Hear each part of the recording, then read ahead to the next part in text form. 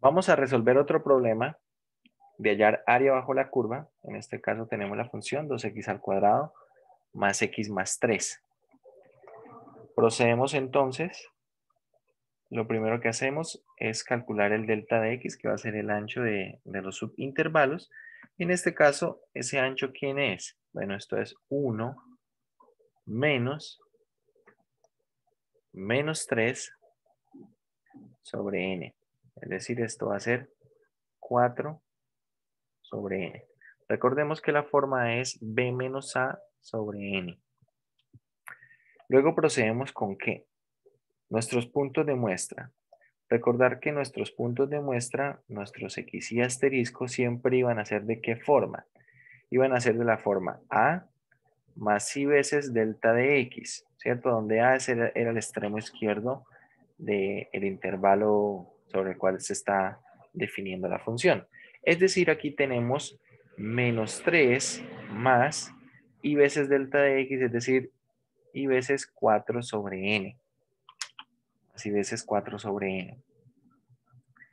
Ahora lo que necesitamos hacer, ¿qué es? Bueno, vamos a calcular, por otro lado, el f de x sub i asterisco. Y este f de x sub i asterisco será de la siguiente manera entonces. 2, acá tenemos menos 3 más 4 sobre n por i elevado al cuadrado más menos 3 más 4 sobre n por i, todo esto más 3. Es decir, ¿cómo queda esto? Bueno, vamos a tener 2, acá tenemos cuadrado de menos 3, 9, menos el doble producto sería menos 24 n por i, ¿cierto? Tenemos 3 por 4, 12, el doble producto sería entonces menos 24 sobre n por i y más 16 sobre n cuadrado y cuadrado. Esta parte de acá queda así tal cual, pero entonces voy a romper este paréntesis de manera que tenemos menos 3 más 3 es 0 y queda simplemente acá 4 sobre n por i. Bien, vamos a proceder entonces con calcular esto.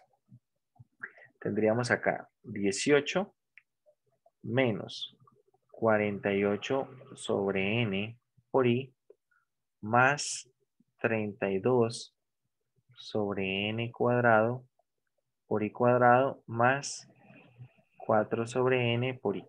A ver, este Profe, 4 sobre n por i con este 48 quedaría 44, ¿no? Señor, por ejemplo, llegado el caso alguien que lo haya mandado puede corregir algo que usted no ha explicado todavía, una cosita. algo que no he explicado O todavía. sea, O que sea, que falta. no he hecho todavía acá. Correcto. No, ya si lo envió ya quedó así. Ok, profe. Bueno, esto sería f de x y asterisco, ¿vale? Ahora, ¿qué procedemos a hacer? Bueno, a calcular el límite. ¿El área quién será? El área es el límite cuando n tiende a infinito de la sumatoria desde igual 1 hasta n de quién? De la imagen de x y asterisco, ¿cierto? Recordemos acá sería, voy a borrar esto, pero lo voy a escribir momentáneamente. Esto es f de x y asterisco. En general es así por delta de x, ¿correcto? Es decir, acá ya haciendo las cuentas, f de x y asterisco, ¿quién es? Bueno, esto es 18 menos 44 sobre n por i más 32 sobre n cuadrado por i cuadrado y todo esto multiplicado por el delta de x. El delta de x que es 4 sobre n, ¿vale? 4 sobre n. Vale, procedemos entonces a separar esto en sumatorias, ¿sí? A ver, separando esto en sumatorias, voy a poner aquí un corchete, nos quedaría 18 por 4. A ver, 18 por 4, ¿cuánto es eso? Eso es 72, creo. Profe, Sí, profe. Señor, ese 4 lo puede sacar del límite para que sea más sencillo, ¿no? Sí, podríamos sacar este 4 de aquí, podríamos sacarlo del límite. Pues vamos a dejarlo por ahora aquí, pero lo que usted dice es verdad, podríamos sacar. Voy a multiplicarlo aquí, a ver, esto sería 72 sobre n y nos quedaría. Voy a separar de una vez en sumatorias. Acá la sumatoria de 1. Bien, menos 44 por 4, esto debe ser 156. 156, estoy multiplicando y aquí queda sobre n cuadrado. Voy sacando de una vez lo que tiene que ver con n de las sumatorias. ¿Por qué? Porque las sumatorias están actuando o están variando es sobre i. Profe, ¿Vale? Están variando no es sobre i. 176. 176, profe. Eso, 176. 176. 160 más 16, correcto. Entonces, bueno, acá tenemos 128 más 128 sobre n al cubo, sumatoria de i cuadrado desde igual 1 hasta n. ¿Vale? Bien, ¿qué es lo que nos falta por hacer? Lo que nos falta por hacer es usar las propiedades que conocemos, ¿cierto? Estas fórmulas que conocemos. Nos queda límite cuando n tiende a infinito de qué. Acá tenemos 72 sobre n por n, ¿cierto? Que es la sumatoria desde igual 1 hasta n de n. Acá tenemos 176 sobre n cuadrado. Y la sumatoria desde igual 1 hasta n de i, ¿qué es? Esto es n por n más 1 sobre 2 más 128 sobre n al cubo. Y la sumatoria desde igual 1 hasta n de i cuadrado, ¿quién es? Esto es n por n más 1 por 2n más 1, ¿cierto? Sobre 6. Y bueno, ahora vamos a simplificar algunas cosas que se pueden simplificar. Por ejemplo, a ver, acá tenemos este n con este n. Por acá está n con este n cuadrado. Voy a ir escribiendo los resultados por ahora. Límite cuando n tiende a infinito de 72.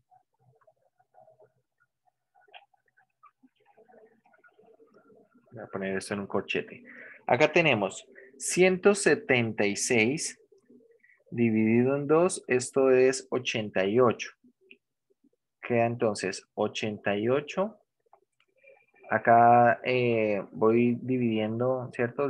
Simplifico estas n y quedaría n más 1 sobre n, que a ver, voy a hacer otro paso, más, a ver, acá tenemos 128 dividido en, 16 en 6, perdón. Eso es 64 tercios, ¿sí? Se puede sacar solo mitad.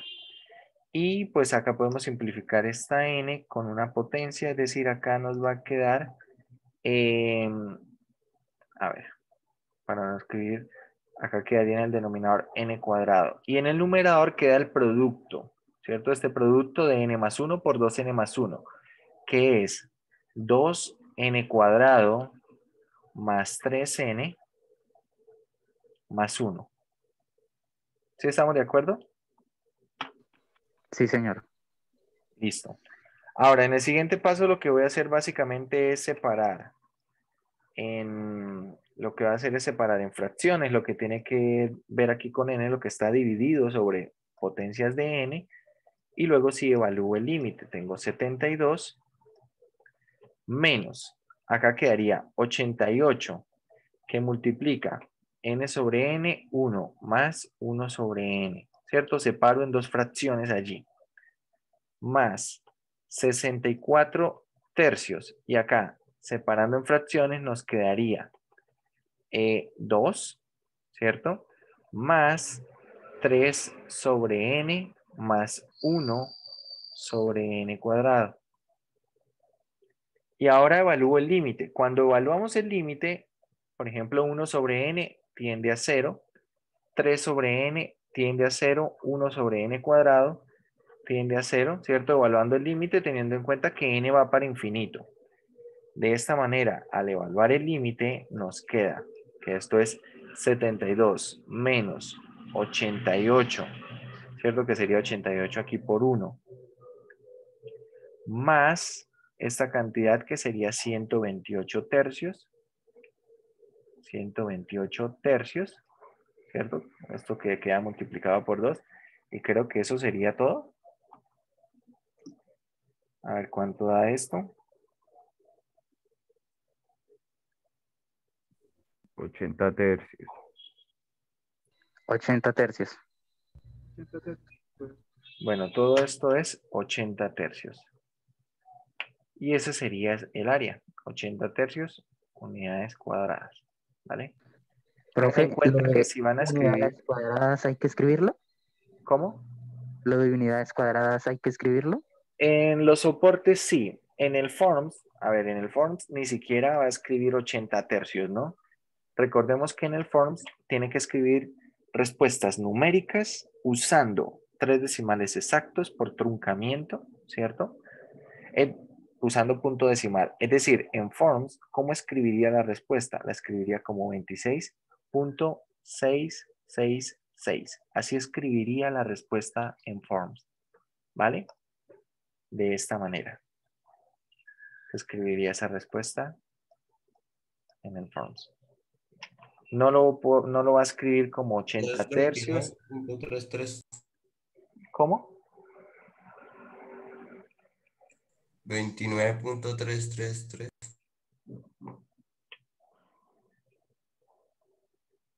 Olvídalo, profesor, estoy haciendo cuentas mal.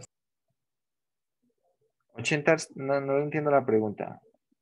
80 tercios es 26. Sí. 26.66. Está bien. Vale.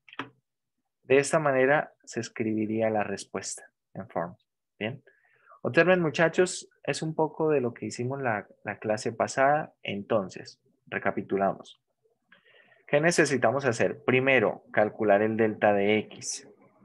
Segundo, calcular el punto de muestra, el XY asterisco, ¿cierto? Que siempre, a ver, siempre el XY asterisco lo vamos a calcular así. Nosotros lo vamos a calcular así porque va a ser extremo derecho y para nosotros ese va a ser siempre nuestro XY asterisco, nuestro punto de muestra.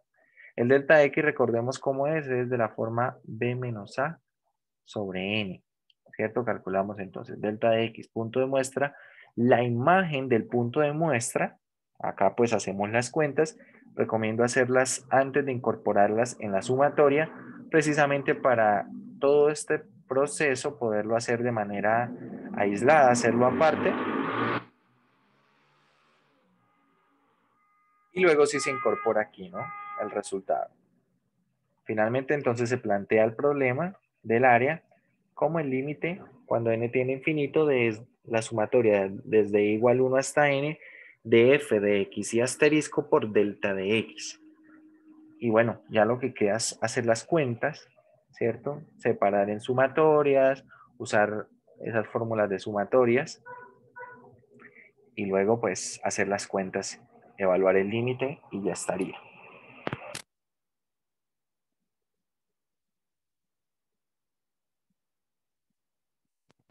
Bien.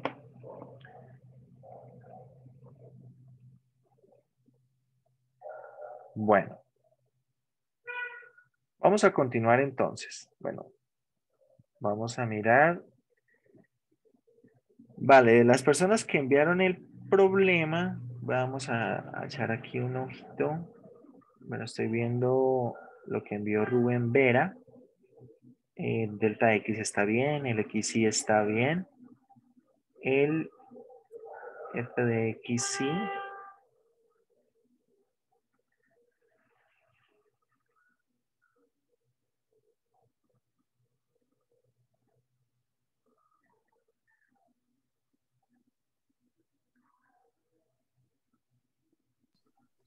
Profe, yo lo hice factorizando. Ya, sí, ya.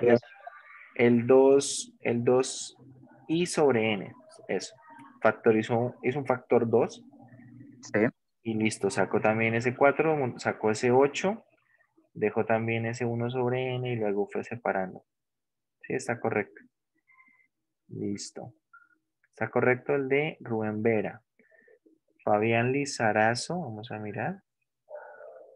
Delta de X está bien, el X. No, profe, por una I al final. ¿Qué pasó? Cuénteme.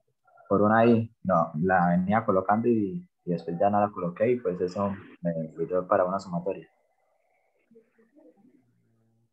Para colocarlo n más 1 sobre 2. Ah, ya vi, sí. Sí, sí, sí.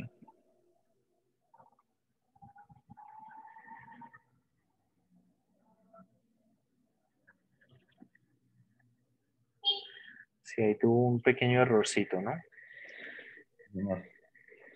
Bueno, en la participación, entonces Rubén Vera tiene punto de participación, tiene 5 y Fabián Lizarazo 4.8, ¿vale? Ok, profe.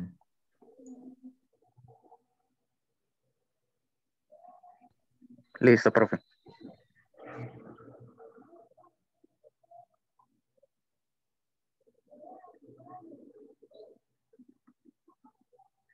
Listo, vamos a continuar entonces. Listo, ya anoté por aquí para que después no se me pierda eso, lo registro después. Bien, de eso se trata el problema del área. Por ahora, como pueden ver, hay que hacer cuentas. Y algo que nosotros podemos notar a partir del estudio del problema del área es que, por ejemplo, trabajar con funciones que de alguna manera son sencillas para nosotros, qué sé yo, una función senoidal, ¿vale? Por ejemplo, si tomamos la función y igual a seno de x más 3, esto definido sobre el intervalo, qué sé yo, de 0 a pi, esto no podríamos trabajarlo con este problema con lo que estamos haciendo acá, el problema del área. ¿Por qué? Veamos el planteamiento. El delta de x, ¿quién sería? Sería pi sobre n. Acá no hay problema. El xy asterisco, ¿quién sería? Sería 0, ¿cierto? Más i veces el delta de x, pi sobre n. Ahí estaría. La cuestión es cómo queda el f de x y asterisco. El f de x y asterisco quedaría seno de pi sobre n y más 3. Y acá es donde va a haber un problema. ¿Por qué? Porque cuando se plantee el problema del área, esto como el límite cuando n tiende a infinito de la sumatoria desde igual 1 hasta n, del seno, ¿cierto? Del f de x y asterisco, el seno de pi sobre n y más 3, todo esto multiplicado por el delta de x, que es pi sobre n, acá hay un problema. ¿Cuál es el problema? El problema es que no tengo fórmula para trabajar con sumatorias con la función seno, ¿sí? Yo sé cuánto es la sumatoria de i cuadrado, de i al cubo. Sé cuánto es la sumatoria de una constante. Pero la sumatoria del seno de, por ejemplo, algo por i, no tenemos una fórmula para eso. Entonces realmente este problema se quedaría hasta aquí. Hasta acá se quedaría, hasta el planteamiento. Porque sobre la práctica, cuando queremos resolver esto, encontramos un problema aquí. ¿Sí? ¿Cómo calcular una sumatoria de esto? Que si lo hacemos de manera finita, ¿sí? Tomando hasta ciertos valores, podríamos darle valores. Ir reemplazando y no hay problema. Pero es que acá vamos hasta n y tendría que tener una fórmula para eso. Ahí es donde hay problema. Entonces acá no se puede trabajar el problema del área con cualquier función. Básicamente con funciones polinomiales y según las fórmulas que hemos visto, con funciones polinomiales hasta de grado 3, ¿vale? Hasta de grado 3. Esto nos limita muchísimo nuestras posibilidades para resolver problemas de área, por ahora. Vamos a estudiar ahora la integral definida. Antes habíamos estudiado la integral indefinida y esa integral indefinida básicamente nos permitía encontrar una familia de antiderivadas. Bien.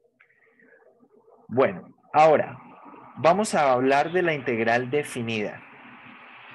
Resulta que la integral definida se puede establecer como una suma que vamos a llamar suma de Riemann. Bien, veamos. Una suma de Riemann en general, ¿qué es? Veamos. Supongamos que f es una función definida sobre un intervalo AB, ¿vale? Hasta el momento nosotros le habíamos pedido a la función ser mayor o igual que 0 y ser continua. Ya no le vamos a pedir eso. Solamente le vamos a pedir que la función esté definida sobre el intervalo cerrado AB. Solo le vamos a pedir eso. Y ahora, vamos a seguir los pasos. Vamos a hacer una partición del intervalo AB en n subintervalos. Y cada subintervalo va a tener un ancho delta de x sub k. Acá se establece entonces que los subintervalos para una suma de Riemann en general no tienen que ser homogéneos. Es decir, los subintervalos no son todos del mismo tamaño. Simplemente voy a escoger una partición como yo quiera, ¿vale? Tomo una partición como yo quiera y los anchos de los subintervalos no tienen que ser iguales.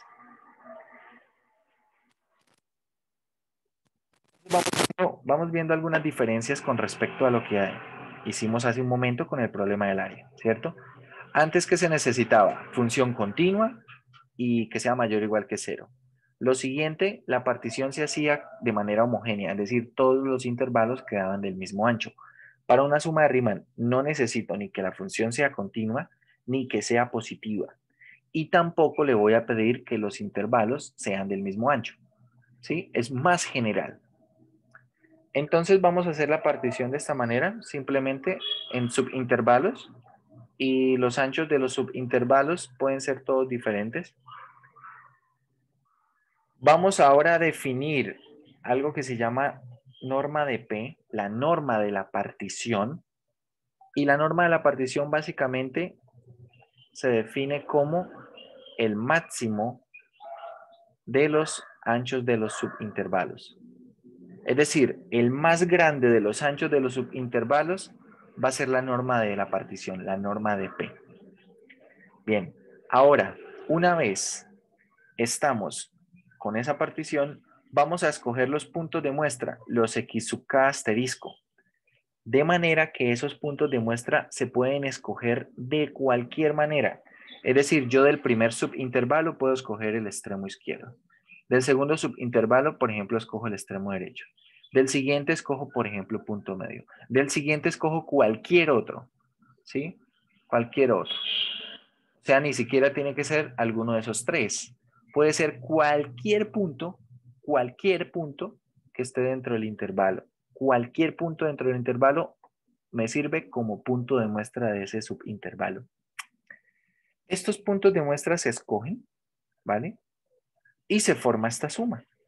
Si ustedes ven, esta suma se parece muchísimo a la que hemos construido. La suma desde k igual 1 hasta n de f de x sub k asterisco delta de x sub k. ¿En qué cambia? Entonces, cambia en que los puntos de muestra, primero que nada, no se escogen de una manera exacta, se pueden escoger de cualquier forma. Cuando digo de manera exacta, me refiero a, no se escogen, por ejemplo, como extremos derechos, como lo hicimos antes, no se escogen como extremos izquierdos ni puntos medios, puede ser cualquier punto sobre el subintervalo. Ahí está la primera diferencia, los puntos de muestra puede ser cualquier punto sobre el subintervalo. La partición no necesita ser homogénea, por lo tanto los delta de x sub k, que son los anchos de los intervalos, pueden ser todos diferentes, ¿vale? Y de esta manera construimos esta sumatoria. Resulta que esta sumatoria, con estas condiciones bastante generales, se conoce como suma de Riemann. De hecho, la suma que nosotros hemos estudiado para el problema del área también es una suma de Riemann. ¿Bien? También es una suma de Riemann. Solamente que es una suma de Riemann bastante particular porque tiene muchas condiciones. Básicamente, supongan ustedes que este es el conjunto de las sumas de Riemann. Todas las sumas de Riemann. definidas para una función, ¿sí? Definidas sobre una función f sobre un intervalo AB. Y acá tenemos un subconjunto que era el que nosotros estábamos trabajando. Vamos a llamarlo sumas de Riemann estrella. Estas eran las que estábamos trabajando, es decir, con funciones que eran continuas sobre el intervalo, con funciones que eran positivas, mayores o iguales que 0 sobre el intervalo, ¿bien? Donde los puntos de muestra se escogían con extremos derechos, donde la partición era homogénea, ¿bien? Pero lo que quiero que entendamos es que las sumas que estábamos construyendo antes también son sumas de Riemann, ¿ok? Pero también quiero que entendamos que existen sumas de Riemann, existen sumas que son sumas de Riemann que no son como las que construíamos antes. Es decir, las que construíamos antes no son las únicas sumas de Riemann. La suma de Riemann es mucho más general. Claro, cuando le ponemos condiciones particulares como que la partición sea homogénea, ¿cierto? Que los puntos de muestra sean determinados como el extremo derecho, ¿cierto? Todas esas condiciones. Entonces son condiciones que hacen que la suma de Riemann sea muy particular, pero sigue siendo una suma de Riemann. Sigue siéndolo. Vale. Entonces, ¿qué pasa? Que una vez se construye una suma de Riemann, lo que se está haciendo es algo como esto. Puede ser que la función, como les digo, no necesito que sea positiva, puede ser que sea algo como tenemos en el dibujo de la derecha. Al hacer la partición, al escoger esos puntos de muestra, calcular esas imágenes y hacer la sumatoria, lo que vamos a tener es una construcción de rectángulos como vemos aquí. Como pueden observar, muchachos, los rectángulos no son todos del mismo ancho, ¿vale? Son de diferentes anchos. Pero pueden ver que esto sigue aproximando más o menos la forma de la curva sobre el intervalo que se está trabajando. Resulta que una vez nosotros calculamos este límite, ese resultado lo vamos a llamar de cierta manera. A ver, aquí hay algunos ejemplos en los cuales se pide calcular algunas sumas de Riemann, pero bueno, la verdad estos no me interesa que los analicemos porque para una misma función sobre un mismo intervalo yo podría construir, por ejemplo, acá se están haciendo 5 particiones, una partición con 5 subintervalos, pero yo esta partición con 5 subintervalos podría hacerla de muchas maneras. Es decir, si a mí me dicen, haga una suma de Riemann con 5 subintervalos para esta función x al cuadrado menos 4 sobre el intervalo de menos 2 a 3, existen infinitas respuestas. Infinitas respuestas, todas válidas. La única forma de que se induzca esto a una respuesta única es que nos dieran los elementos de la partición, nos dieran también los puntos de muestra, ¿cierto? Y así uno pudiera calcular todo lo que necesita. Cosas como ¿qué? Como los anchos de los subintervalos, cosas como las imágenes de los puntos de muestra, y luego sí construir la suma, esa suma finita. Realmente pierde mucho sentido lo que venía siendo el problema planteado de manera finita. Me interesa más cuando lo incorporamos acá en esta definición. Resulta que si esa suma de Riemann calculamos nosotros el límite, ojo, el límite cuando la norma de la partición tiende a 0. El hecho de que la norma de la partición tienda a 0, eso obliga a que el número de subintervalos sea más grande cada vez. Es decir, que si la norma de la partición tiende a 0, el número de subintervalos debe tender a infinito. ¿Por qué? A ver, vamos a tomar acá, por ejemplo, el intervalo AB y supongamos que inicialmente tenemos esta partición, ¿vale? Tenemos esta partición, esto dividido en 4 partes. Entonces, así tal cual tenemos, ¿quién vendría siendo la norma de la partición? Esto. Recuerden que la norma de la partición es el ancho más grande de los que quedan allí, ¿no? De los subintervalos. Si comparamos estos 4 anchos de los subintervalos, el más grande sería el que está más a la derecha en este caso. Entonces, ¿qué pasa? Que si yo hago que la norma de la partición tienda a 0, es decir, que el más grande de todos los anchos, en todo momento, cada vez se hace más pequeño y tiende a 0, eso implica lo siguiente. Por ejemplo, para que el ancho más grande, que en este caso es el de la derecha, se haga más pequeño, lo que debería ocurrir es que yo haga una partición de este subintervalo. Y uno dice, bueno, acá hice una partición y ahora se hizo más pequeño. Sí, pero resulta que ahora cuando hago esta partición, ¿quién es la norma de la partición? Ahora la norma de la partición viene siendo este otro ancho, ¿cierto? Y este no se acerca a 0, entonces voy a hacer que se haga más pequeño. Para hacerlo más pequeño, entonces necesito hacer una partición de ese subintervalo. Y ahora la norma de la partición ya no es esta, sino es otra.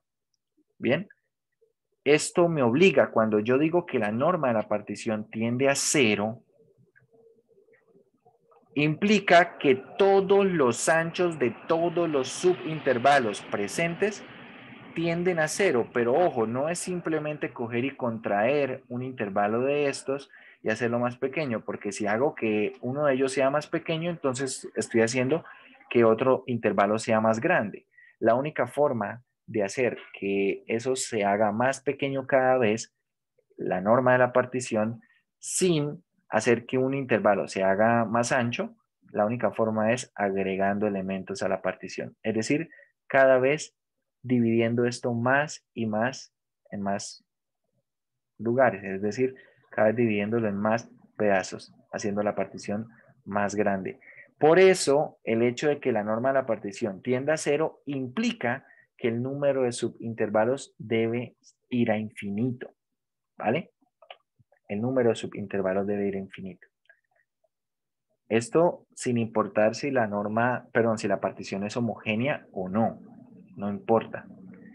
Bien, dicho esto, entonces resulta que la integral definida, así se va a llamar, se define de la siguiente manera. Entonces, sea una función definida sobre un intervalo cerrado, y vuelvo a hacer la misma observación aquí.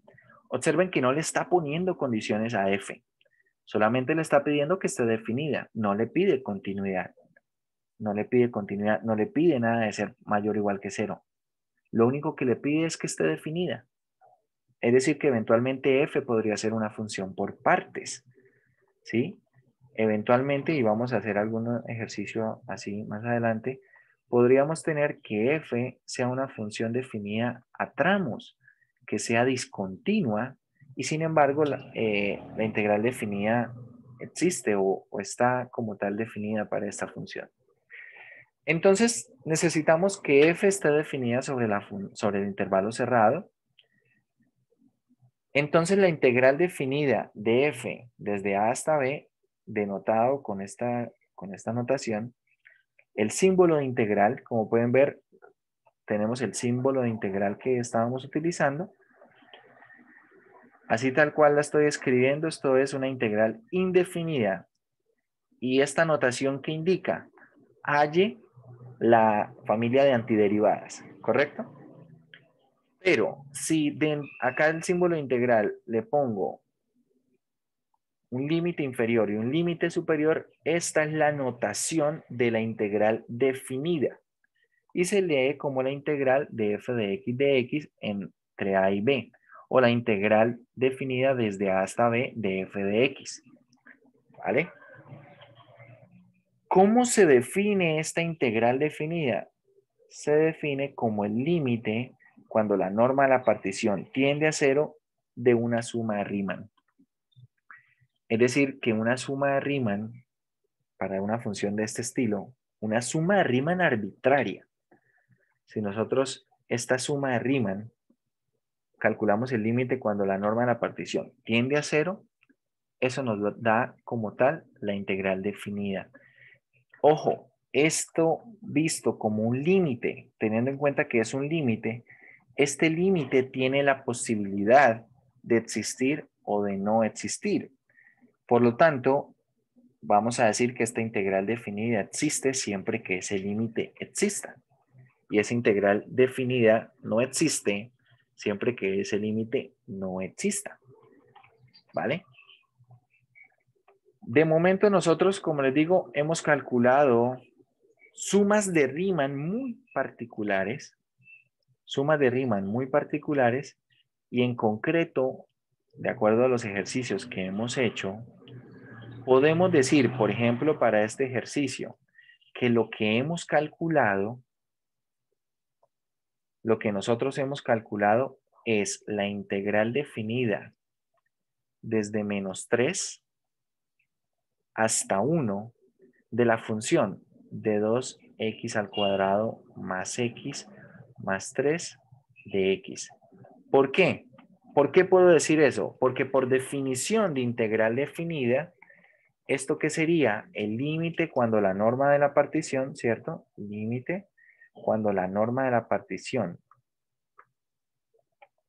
tiende a 0, ¿de quién? De la sumatoria desde igual 1 hasta n de f de x y asterisco delta de x sub i, donde el x y asterisco ahora es un punto de muestra cualquiera. Pero, ojo, resulta que para que esto tenga sentido y algo que se puede demostrar es que sin importar cómo se escoja la partición, sin importar cómo se escojan los puntos de muestra, sin importar eso, cuando calculamos el límite, cuando la norma de la partición tienda a 0, el resultado con sumas de Riemann siempre es el mismo, ¿vale? El resultado siempre es el mismo. ¿Qué quiere decir esto? Que no importa usted cómo construya la partición, no importa cómo escoja los puntos de muestra. Y creo que eso más o menos queda claro con lo que hicimos con límite inferior, ¿cierto? Límite izquierdo, extremo derecho y punto medio. No importa si, por ejemplo, esa cuenta que nosotros hemos hecho con extremo derecho, la hacemos con extremo izquierdo, o si la hacemos con punto medio. Si usted hace esta misma cuenta con cualquiera de esas tres variantes, con extremo izquierdo, con extremo derecho y con punto medio, va a notar que el resultado es exactamente el mismo. Y eso mismo ocurre en una suma de Riemann en general. No importa cómo construye usted la partición, si es homogénea o no. No importa cómo escoja los puntos de muestra, si son definidos o son aleatorios. Si cuando usted calcula el límite, cuando la norma de la partición tiende a 0, todas esas infinitas sumas de Riemann para una misma función sobre un mismo intervalo, todas esas infinitas sumas de Riemann en el límite dan exactamente lo mismo. Exactamente lo mismo. ¿Qué quiere decir eso? Que en este caso se puede afirmar que este límite de esta suma de Riemann que tenemos acá, que es una suma de Riemann en general, es exactamente igual al límite que nosotros calculamos. Límite cuando n tiende a infinito de la sumatoria de igual 1 hasta n del f de x y asterisco que nosotros calculamos por el delta de x que también calculamos. ¿Bien? ¿Por qué? Porque esto que hicimos nosotros es solamente una suma posible de Riemann, de las infinitas posibles. Pero repito, en el límite, todos esos resultados, todos los límites de todas las sumas de Riemann, en el límite dan exactamente lo mismo. Por lo tanto, como da exactamente lo mismo, ¿qué podemos garantizar? Que todos estos límites, sin lugar a dudas, van a dar 80 tercios. Es decir, que esta integral definida es 80 tercios. En este caso, el límite existe y por lo tanto, por notación, podemos decir que esta integral definida es 80 tercios. ¿Bien?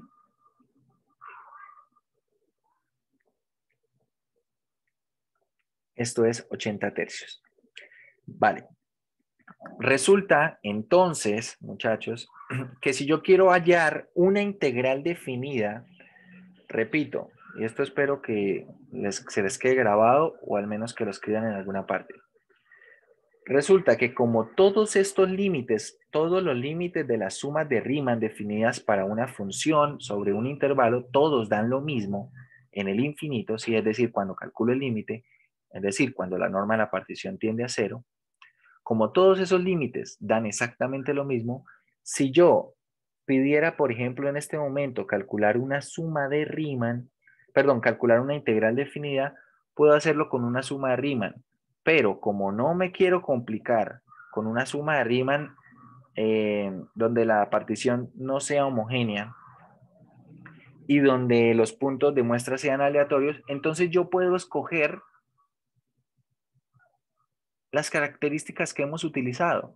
Es decir, puedo escoger una partición homogénea, puedo escoger como puntos de muestra los extremos derechos y puedo trabajar con eso. ¿Y por qué me sirve? Repito, porque en el límite todas las sumas de Riemann dan exactamente lo mismo. Entonces podemos trabajar con eso, que es mucho más fácil. ¿Vale? De momento se puede trabajar así la integral definida. ¿Cuál es el problema? Otra vez que esto depende de las funciones que se escojan. Esta función f de x no puede ser cualquier función por ahora. ¿Por qué? Porque depende de las propiedades de sumatorias que tengamos. Acá por ahora lo único que podemos involucrar son funciones que sean polinomiales hasta de grado 3, teniendo en cuenta las fórmulas que repasamos. Hay fórmulas para cuartas, quintas, sextas potencias. Esas se pueden deducir, pero como solo repasamos hasta terceras potencias, entonces por ahora nosotros solamente vamos a involucrar hasta el grado 3.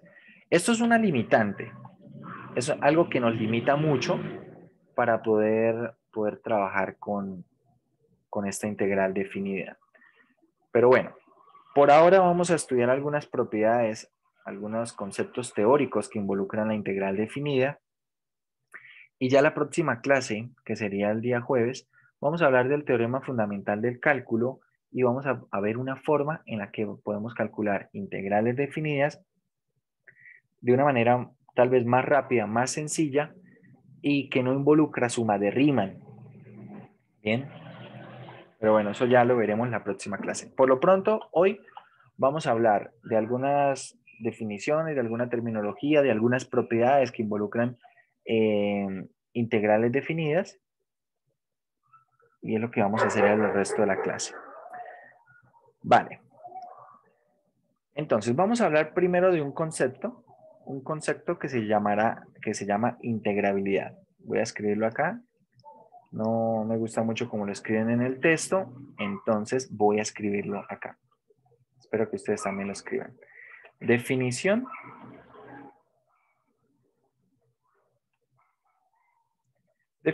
de integrabilidad.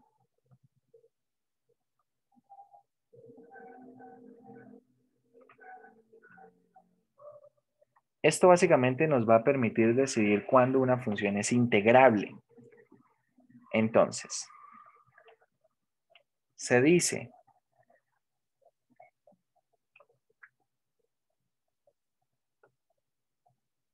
que una función f de x es integrable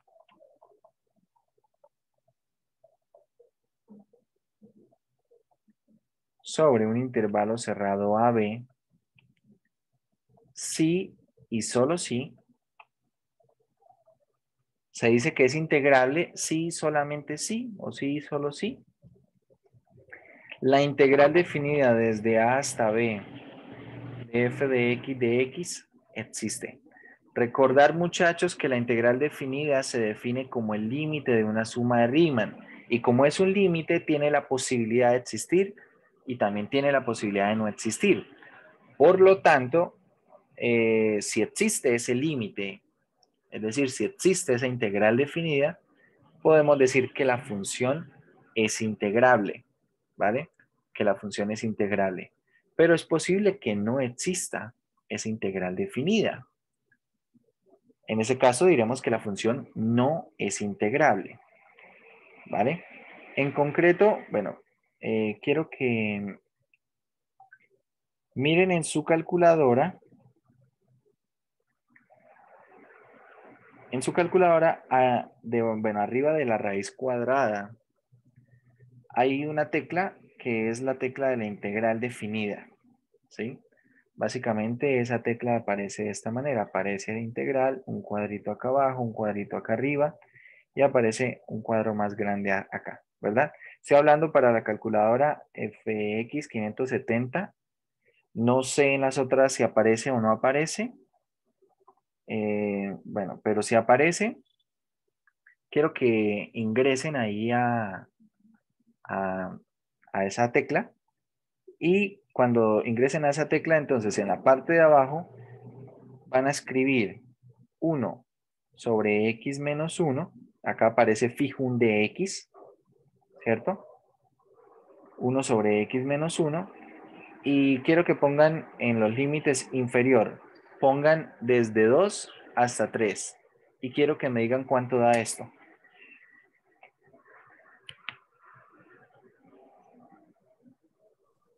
Cero coma noventa y tres. 0,93. 693. 693. 0,693. Entonces, por ejemplo, para este caso podemos decir, a partir de ver que existe, bueno, esto por ahora lo estamos haciendo con calculadora, ¿vale? ¿Cómo lo hace la calculadora? La calculadora lo hace con una suma de Riemann. La calculadora lo que hace para calcular esta integral básicamente es hacer una partición, ¿sí? La verdad es que la calculadora, como sabe que no le va a dar a usted infinitos decimales, hay una cantidad finita de decimales que van a aparecer en pantalla, ¿cierto? Entonces, básicamente lo que tiene es un algoritmo programado y bueno, ahí tiene una cantidad finita de subintervalos, hace una partición, la hace homogénea, sí, escoge alguno de los puntos extremos, no sé cuál es el que tiene programado, creo que debe ser punto medio, creo, porque da más exactitud con una cantidad finita. Tiene programado punto medio, entonces, claro, ahí se demora dependiendo de cuán grande sea el intervalo. Pero lo que podemos decir es que f de x igual a 1 sobre x menos 1 es integrable sobre el intervalo de 2 a 3. ¿Por qué? Porque esa integral definida existe. Ahí lo estamos viendo con la calculadora. Quiero que pongan la misma función, pero ahora en lugar de poner de 2 a 3, quiero que pongan de 1 a 2. Es decir, quiero que leen en la calculadora aquí de 1 a 2. ¿Qué dice? Error. Error. Dice error. A ver, este error hay que saber entenderlo muy bien. Por ahora no sabemos, ojo, por ahora no sabemos si esto de aquí existe o no, ¿vale?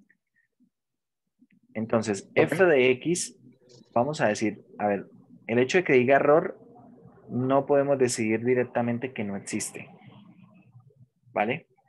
Entonces, f de x igual a 1 sobre x sobre el intervalo de 0 a 2, o de 1 a 2 creo que fue que se puso. Ah, bueno, pusieron de 1 a 2, sobre el intervalo de 1 a 2. A ver, pónganlo de 0 a 2, debería darles lo mismo. Voy a poner yo aquí, voy a escribir de 0 a 2, sobre el intervalo de 0 a 2. Esta función no es posible decidir si es integrable con la calculadora. Profe, es por la asíntota vertical, ¿cierto?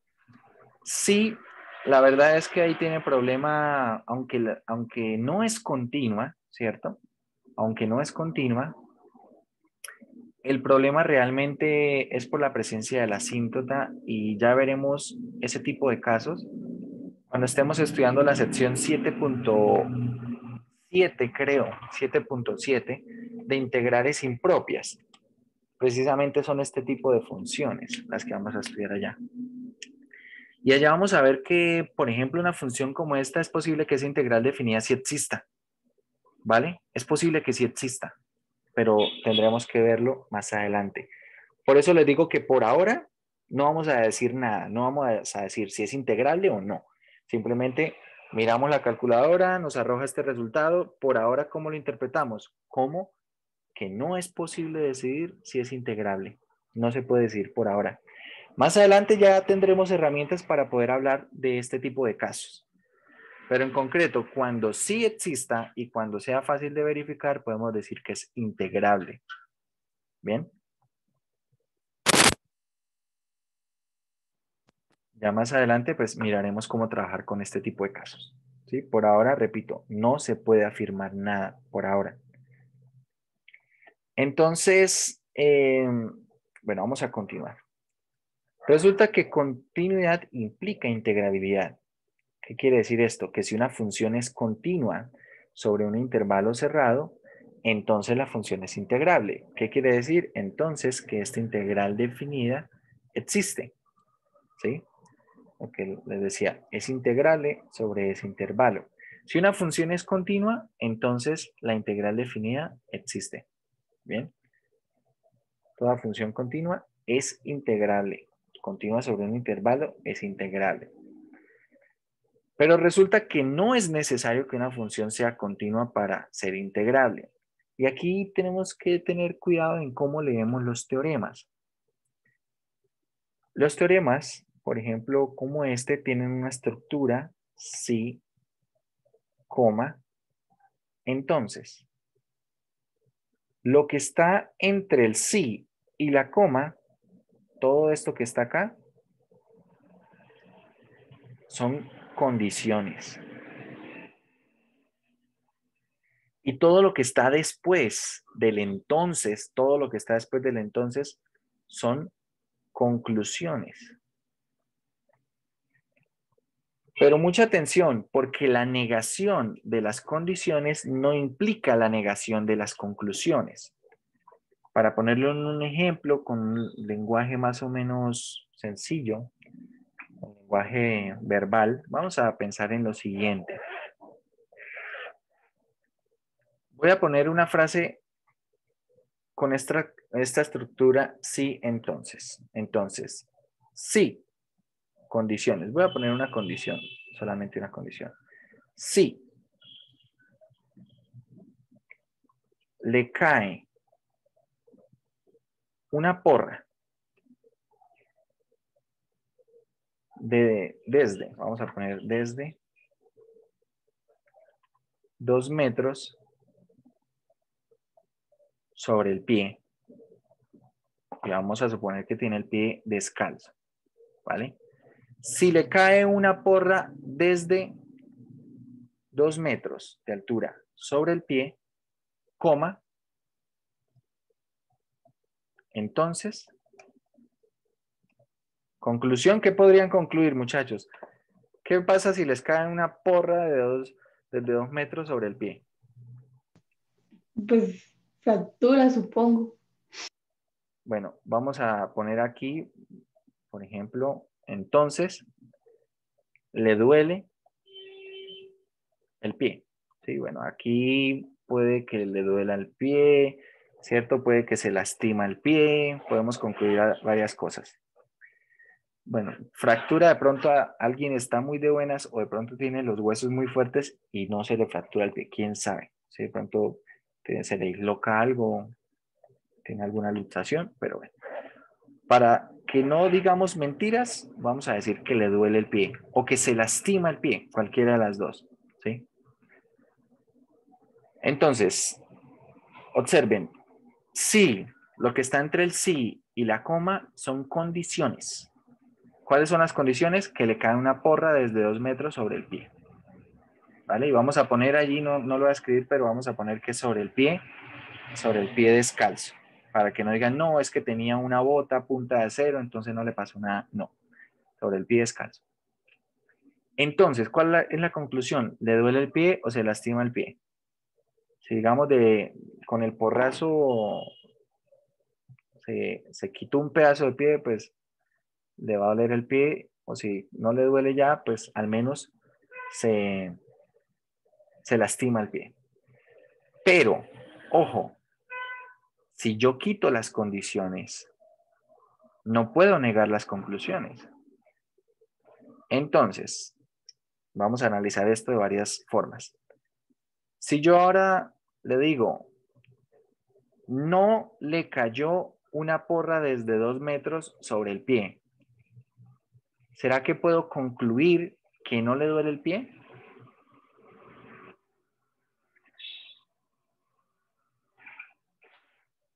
Vamos a pensarlo así, en lenguaje verbal. ¿El lenguaje verbal cómo funciona? Usted llega, digamos, donde un amigo, ¿vale? Y usted le dice a su amigo, imagínese que estaba descalzo y me cayó una porra desde 2 metros sobre el pie. ¿Qué puede concluir su amigo sin que usted le diga nada más? Que le duele el pie, ¿correcto? O que se lastimó el pie, ¿verdad? Pero, si usted llega donde su amigo y no le ha caído ninguna porra, y de pronto, a ver, vamos a suponerlo así. Caso hipotético, ¿no? Llega donde su amigo y su amigo le pregunta, oiga, hoy de casualidad le ha caído una porra desde una altura de 2 metros sobre el pie descalzo. Y usted le dice, no. Entonces su amigo, ¿será que puede decir, entonces no le duele el pie? ¿Puede concluir eso? Sí. No, porque le puede doler por otra causa. Exactamente. No puede concluir que no le duele el pie. O sea, dolor de pie no solamente da porque a uno le caiga una porra desde 2 metros, ¿no? Hay muchas cosas. Puede ser que estaba jugando fútbol, dio un mal paso, ¿cierto?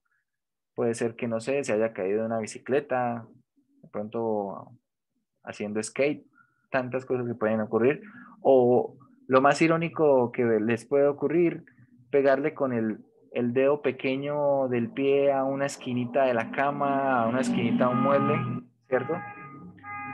Que a veces ocurre y le duele el pie. Entonces, ojo, negar las condiciones no implica negar las conclusiones. Yo puedo negar las condiciones. Eso no quiere decir que las condiciones no se tengan. Puede ser que las conclusiones se tengan, pero por otras razones. ¿Vale?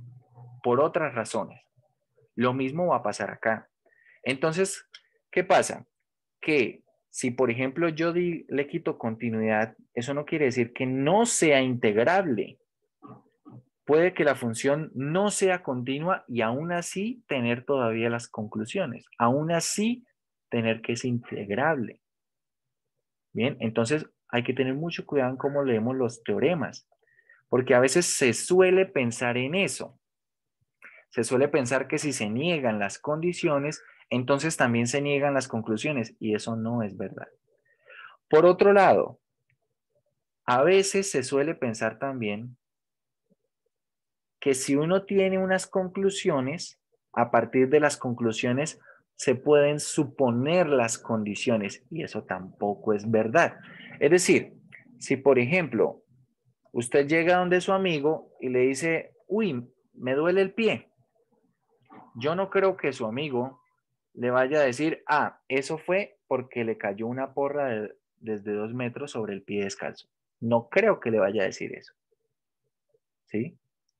Entonces, a partir de las conclusiones, yo no puedo suponer las condiciones. No puedo garantizar las condiciones. Es decir, aplicado acá, que si una función es integrable, yo no puedo concluir que la función es continua. Bien, no puedo concluir que la función es continua. Lo único que puedo concluir simplemente es que esa integral existe. No puedo decir nada más. Puede ser que la función sea continua o no. Entonces hay que tener muchísimo cuidado cuando se trabajan con teoremas con esta estructura así entonces, porque a veces cometer errores en la concepción o la lectura y el entendimiento del mismo teorema puede llegar a ser fácil si no se tiene cuidado. Entonces tratar de evitar esos errores, aprender un poco a leer esos teoremas, saber bajo qué condiciones se cumple qué, entender que si se niegan las condiciones, no se niegan las conclusiones, ¿vale? Entender también que a partir de las conclusiones no se pueden suponer las condiciones. Las conclusiones se pueden llegar a tener por diferentes condiciones. Bien. Estos teoremas son teoremas de implicaciones y se leen en un solo sentido. El sentido de leerse es desde el sí hacia el entonces. ¿Vale? A veces puede que esto al inicio cueste un poco de trabajo si no se tiene una aclaración como la que les estoy haciendo, pero por eso hago esta aclaración, para que vayan a medida que avanzamos, vayan aprendiendo un poco más a leer los teoremas, porque a veces eso es lo que resulta causando conflictos conceptuales, ¿sí? Vamos a ver ejemplos, por ejemplo, por lo menos donde tengamos funciones que no son continuas y aún así la integral definida existe. Y tal vez alguien puede llegar a tener la idea de que para que la integral definida exista, se debe ser continua. Y no es así, ¿vale? Repito, las conclusiones se pueden obtener a partir de diferentes condiciones. Tengan eso en mente y va a ser mucho más fácil algunos teoremas entenderlos. Resulta que no se necesita, más o menos lo que dice en este párrafo, es que no se necesita que la función sea continua. Uno puede tener que la función es discontinua y aún así tener que la función es integrable. Acá hablamos de las condiciones suficientes para integrabilidad. Si una función cumple con estas condiciones, se puede garantizar que es integrable. La verdad es que podemos quitarle la continuidad. No se necesita que sea continua. Sin embargo, si es continua, es integrable. Pero si no es continua, aún así puede ser integrable. ¿Bajo qué condiciones? Veamos. Si una función f está acotada sobre un intervalo cerrado, ¿qué quiere decir que una función esté acotada? Básicamente que existe una constante positiva de manera que f se mantiene entre menos esa constante y esa constante para todo x dentro del intervalo. Esto se puede decir de otra manera. ¿Cómo se puede decir que una función sobre un intervalo está acotada? Básicamente una función definida sobre un intervalo está acotada, mucha atención, si la gráfica de esa función sobre ese intervalo se puede encerrar en un rectángulo de dimensiones finitas. Si uno puede encerrar la gráfica, aquí está la gráfica en azul, voy a reteñirla en rojo. Si esta gráfica la podemos encerrar, queda contenida dentro de un rectángulo de dimensiones finitas, en este caso el ancho es b menos a, y bueno, la altura, un poco lo que se quiera, lo que se necesite. Pero si usted la gráfica la puede encerrar en un rectángulo de dimensiones finitas, entonces tiene una función acotada. Por ejemplo, ¿qué función no sería acotada? Que también es importante dar una definición de cuándo es acotada y cuándo no es acotada, ¿verdad? Profe, Sí, señor. en ese caso, acotada se toma solamente puede ser un pedazo de la gráfica o debe que ser todo. No, solamente una parte porque precisamente estamos hablando de un intervalo. Es decir, a ver, para un ejemplo, miremos, esto sería la función más o menos 1 sobre x, ¿vale? En esa parte positiva. Si yo la función 1 sobre x la analizo en el intervalo, qué sé yo, de 1 a 3, solamente me interesa lo que está sobre el intervalo de 1 a 3. Y resulta que la función sobre el intervalo de 1 a 3, que fue lo que dibujé en rojo, esa función sobre ese intervalo es acotada. ¿Por qué? Porque ese tramo de la gráfica lo puedo encerrar en un rectángulo de dimensiones finitas. Es decir, que f de x igual a 1 sobre x, voy a escribirlo, f de x igual a 1 sobre x, es acotada sobre el intervalo de 1 a 3. De 1 a 3 es acotada. Perfecto. Bien. Solamente me interesa la porción de la gráfica sobre ese intervalo. Si por fuera, o sea, fuera de ese intervalo se sale del rectángulo, no me interesa. Bien, porque yo estoy hablando es que pasa sobre el intervalo de 1 a 3. ¿Vale? Pero si esta misma función, la pregunta es ahora, esta función será acotada sobre el intervalo de 0 a 1. De 0 a 1 cerrado en ambos extremos, ¿no? Tenemos acá esta gráfica. Y si tengo por aquí 1, entonces resulta que de 0 a 1 me quedaría con esta porción de la gráfica. ¿Vale? Entonces, por ejemplo, esta función, si yo trato de encerrarla en un rectángulo, a ver, tengamos en cuenta que, por ejemplo, si yo acá considero este rectángulo y digo, este me sirve, la verdad es que acá esta gráfica se comporta de manera asintótica. Es decir, esto cada vez se ajusta más y más y más al eje, ¿cierto? Pueden mirarlo en GeoGebra. Cada vez que yo intento encerrar esto en un rectángulo, siempre hay una parte que se sale. ¿Qué quiere decir? Que esta función no es acotada sobre el intervalo de 0 a 1. ¿Por qué? Porque no existe un rectángulo de dimensiones finitas que encierre la gráfica de esa función sobre el intervalo de 0 a 1. Siempre va a quedar algo que se sale. ¿Vale? Siempre se sale una porción de la gráfica. Eso es ser acotado. Y esta función, 1 sobre x, nos da intervalos donde es acotada y nos da intervalos donde no es acotada. Bien, solamente se analiza sobre el intervalo del que se esté hablando. ¿Vale?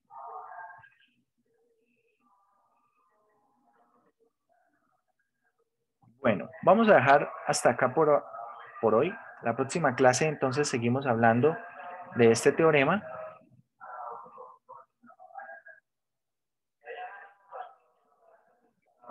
Seguimos hablando de este teorema y bueno, continuamos entonces la próxima clase. Bien. Bueno, muchachos, que estén muy bien. Hasta luego. Listo, profe. Hasta Hasta luego, luego. profe. Gracias. Profe, hasta luego. Hasta luego.